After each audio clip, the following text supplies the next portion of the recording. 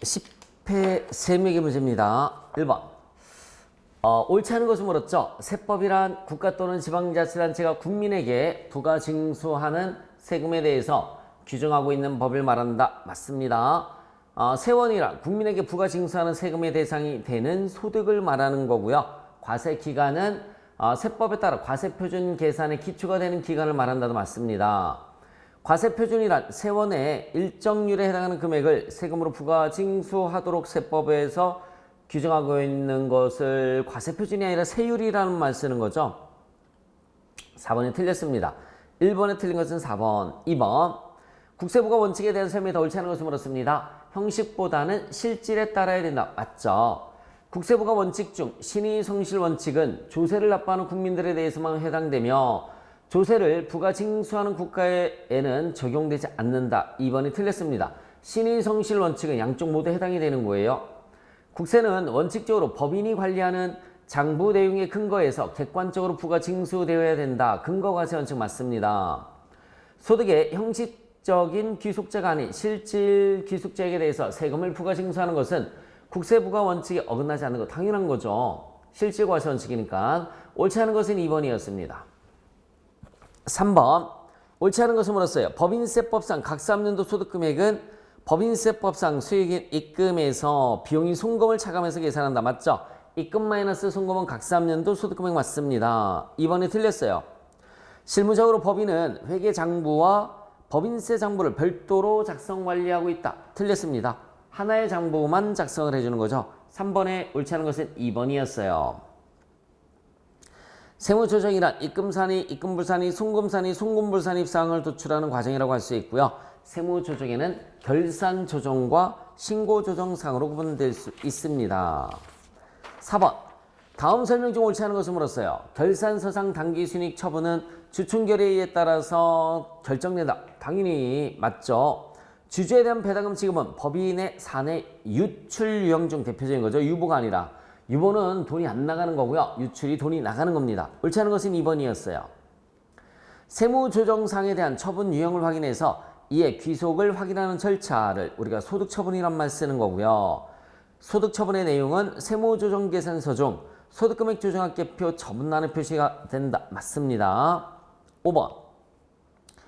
법인세법에서 규정한 거래 유형별 손익귀속 시기에 대한 설명이다. 옳지 않은 것을 물었어요. 상품 제품은 인도일, 장기할부 판매도 인도일, 단기 용역 인도일, 그죠? 장기 용역은 진행 기준에 따른 입금과 송금의 귀속 시기라고 나와 있습니다. 여러분, 법인세법에서는 장단기 모두 진행 기준이다라고 생각을 해주시면 돼요. 장단기 모두 진행 기준입니다.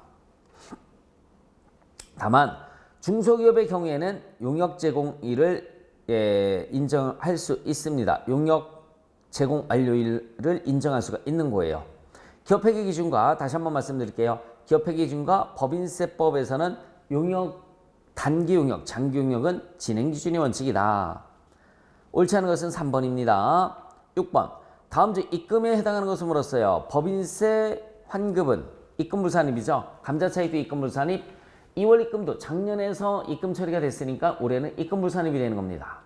채무면제이익은 입금 맞죠? 3번입니다. 6번의 답은 3번. 7번. 법인의 상여금과 퇴직금에 대한 설명이다. 옳지 않은 것을 물었어요. 법인의 급여 지급 기준에 의해서 지급되는 상여금은 전액 송금으로 인정이 된다. 임원에게 지급된 상여금 중 송금불산입되는 금액은 기타 사회유출이 아니라 뭡니까? 상여죠. 옳지 않은 것은 2번입니다. 법인에게 퇴직금 지급 규정이 있을 때는 퇴직금 지급 규정상의 금액이 한도액이 된다. 지급 규정, 종업원에게 지급된 금액은 전액 송금으로 인정이 된다. 다 맞죠? 근데 옳지 않은 것은 2번이었습니다. 8번. 다음 중 송금에 해당하는 항목을 물었어요. 종업원 관련된 거죠. 답은 1번입니다. 종업원에게 급여 지급 기준을 추가해서 지급된 상여금은 송금으로 인정이 돼요. 하지만 접대비 한도 초과나 업무무랑 무관한 경비, 주식 할인 발행 자금은 송금으로 인정이 안 돼요. 9번. 감가상각에 대한 설명이다. 옳지 않은 것을 물었어요. 감가상각은 감가상각 금액을 해당 자산의 내용연수에 걸쳐 비용으로 배분하는 과정이다. 맞습니다. 2번. 감가상각 범위액을 넘지 않는 범위 내에서 감가상각 여부나 금액, 송금 산입 시기를 법인 스스로 자유롭게 선택할 수가 있습니다. 임의상각제도거든요. 강제상각이 아니라 임의상각제도이기 때문에 이게 가능한 거죠. 취득 시기에 상관없이 법인세법상 감가상각비는 회계 장부에 비용으로 계산하지 않더라도 신고 조정으로 송금에 산입하여야 한다. 틀렸습니다. 결산조정상이에요. 신고 조정이 아니라 결산조정상입니다. 법인세법상 감가상각비 한도 초과는 그저 송금으로 인정이 되지 않습니다. 옳지 않은 것은 3번, 10번. 접대비와 기부금에 대한 설명입니다. 옳지 않은 것을 물었어요. 접대비는 사업과 관련해서, 기부금은 사업과 관련 없이 지출한 걸 말하는 거죠. 법정기부금, 지정기부금, 비지정기부금 맞고요. 법인세법상 접대비 중 송금으로 인정되는 한도를 초과하는 금액은 송금물 산입되나 기부금은 전액 송금으로 인정이 된다. 4번이 틀렸네요. 기부금 한도 초과 송금물 산입이죠. 11번. 퇴직금 및 충당금에 대한 설명이다. 옳지 않은 것을 물었어요. 종업원에게 지급되는 퇴직금은 전액 송금으로 인정이 된다. 임원에게 지급된 퇴직금은 일정 범위 내 지급 규정 내에서만 송금으로 인정이 되는 거고요. 충당금은 법인이 임직원이 퇴직할 때 법인이 지급해야 될 퇴직금을 계산한 금액도 맞습니다. 여러분, 퇴직금의 충당금 한도 초과가 송금물 산입 유보고요. 퇴직금은 돈이 나간 거니까 상여 처분해 줘야 돼요. 퇴직금은 상여. 4번이 틀렸습니다. 11번의 답은 4번이고요. 12번. 부당의 계산 부인에 관한 규정과 관련이 없는 것을 물었어요. 자, 특수관계인 간의 거래로 인해서 법인세 부담이 부당하게 감소되었어야 된다. 1, 2, 3번은 모두 맞는데 4번에 법률적인 문제와 그런 전혀 관련이 없습니다. 문서와는 관련이 없다는 얘기죠. 문서와는 관련이 없어요. 12번에도 4번이 답이 되겠습니다. 13번. 이자 소득에 해당하지 않는 것을 물었어요. 사고가 나서 받는 보험금은 이자 소득이 아니죠. 1번입니다. 친구에게 돈을 빌려주고 받는 이자, 정기하게 예금에서 받는 이자, 공채에서 발생하는 이자, 다 이자 소득 맞습니다. 14번. 소득세법은 원칙적으로 소득원천설, 법인세법은 순자산 증가설, 소득세법, 법인세법 모두 분리과세, 분류과세가 존재한다. 2번이 틀렸습니다. 소득세법만 존재를 하는 거고요. 법인세법은 그냥 우리가 모두 합해서 과세를 하기 때문에 종합과세한다라는 말을 씁니다. 2번이 틀렸어요. 14번의 답은 2번. 법인의 대표자와는 달리 개인 사업의 대표자가 지급받는 급여는 필요인비 인정이 되지 않고요. 소득세법상 사업과 무관한 고정자산 처분이익은 사업소득 총수익금액에 들어가지 않습니다. 만약에 토지는 건물이다. 양도소득세는 낼 수 있겠죠. 틀린 것은 4번이었어요. 14번에 틀린 것은 2번입니다. 4번은 맞는 거죠. 15번. 과세 대상 근로소득에 해당하는 것을 물었습니다. 종업원이 사택을 제공받는 건 비과세예요.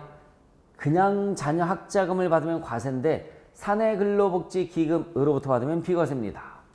연월차 수당이 과세죠. 답은 3번. 15번의 답은 3번입니다. 총 급여액이 3천만 원, 중도퇴직에 따른 근로소득세 정산시에 산출세액이 40만 원, 공제받을 수 있는 근로소득세액 공제를 물었습니다. 근로소득세액 공제는 40만 원 곱하기, 여러분들 40만 원 곱하기 132만 원 이하는 55%를 곱해주시면 돼요. 40만 원 곱하기 55%, 그럼 22만 원, 3번이 답이 되겠습니다. 16번의 답은 3번. 그래서 산출세액 130만 원까지는 55% 해주면 근로소득 공제가 아니라 세액 공제가 나오는 겁니다. 교육비 공제 대상이 아닌 것을 물었죠. 학교에서 지급한 급식비, 등록금, 교과서 대금 다 되는데 학교버스 이용료는 안 됩니다. 17번의 답은 4번. 17번의 답은 4번. 18번. 자, 중학생 한 명에 대해서 320만 원이 안 되죠? 300만 원까지밖에 안 돼요. 300. 대학생은 400만 원 다 됩니다. 400. 700에 15%니까 105만 원이죠. 답은 2번입니다. 답은 2번. 18번의 답은 2번. 19번. 자, 퇴직소득에 대한 설명이다. 틀린 것을 물었습니다. 퇴직금 지급 규정에 이해하지 않고 받는 퇴직 위로금이나 공로금은 근로소득에 해당한다. 맞죠? 퇴직금 지급 규정이 아니면 근로소득으로 봅니다. 근로의 제공에 따른 부산, 질병 또는 사망과 관련해서 받는 퇴직금에 대해서는 비과세하는 것도 맞습니다. 현실적인 퇴직으로 인해서 퇴직금 지급 규정에 의해서 실제로 받는 금액만 퇴직급여에 해당한다. 맞죠? 연금 형태로 지급받으면 연금소득이죠. 퇴직소득이 아니라 연금소득. 19번에 틀린 것은 4번입니다. 그 다음에 각 3년도 소득금액과 사업소득에 대한 설명 중 옳지 않은 것을 물었어요. 개인사업자와 법인사업자에 대한 겁니다.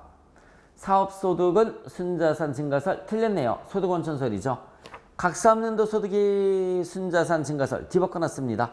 20번의 답은 1번입니다. 20번의 답은 1번. 동일한 경영성과를 가정을 했을 때 법인의 과세, 개인과 법인의 과세 방법이 서로 틀리므로 조세부담액도 틀리게 나오겠죠.